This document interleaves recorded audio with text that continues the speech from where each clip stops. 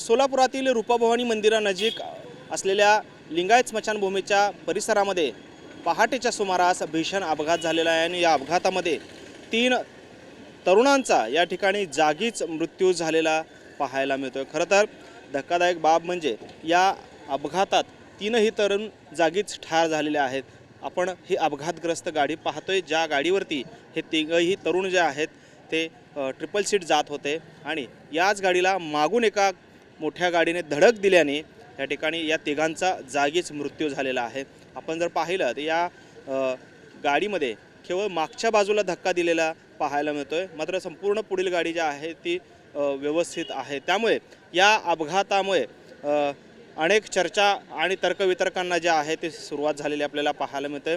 खरं तर घटनास्थळी पोलिसांची टीम जी आहे ती देखील दाखल झालेली आहे। त्याचबरोबरीनं या ठिकाणी फॉरेन्सिक लॅबसुद्धा दाखल झालेले आपल्याला पाहायला मिळते।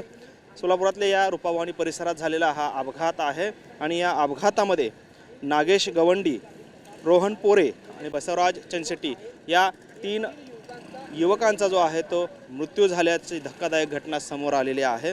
खरं तर घटनेमागे नक्की काय कारण आहे हे अद्याप स्पष्ट झालं नसलं तरी परिसरातील नागरिकांकडून अनेक तर्कवितर्क जे आहेत ते लढवले जात आहेत आणि त्यामध्ये हा अपघात आहे की घातपात अशी देखील शंका या ठिकाणी उपस्थित केली जाते।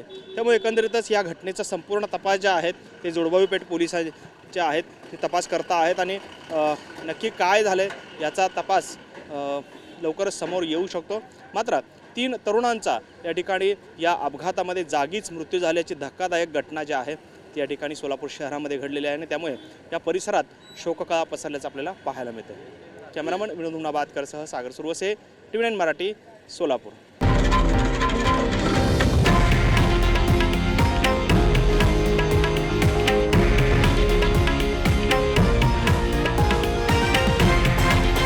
हे आहे देशातील नंबर 1 न्यूज नेटवर्क आणि आपण पाहत आहात TV9 मराठी, एकमेव।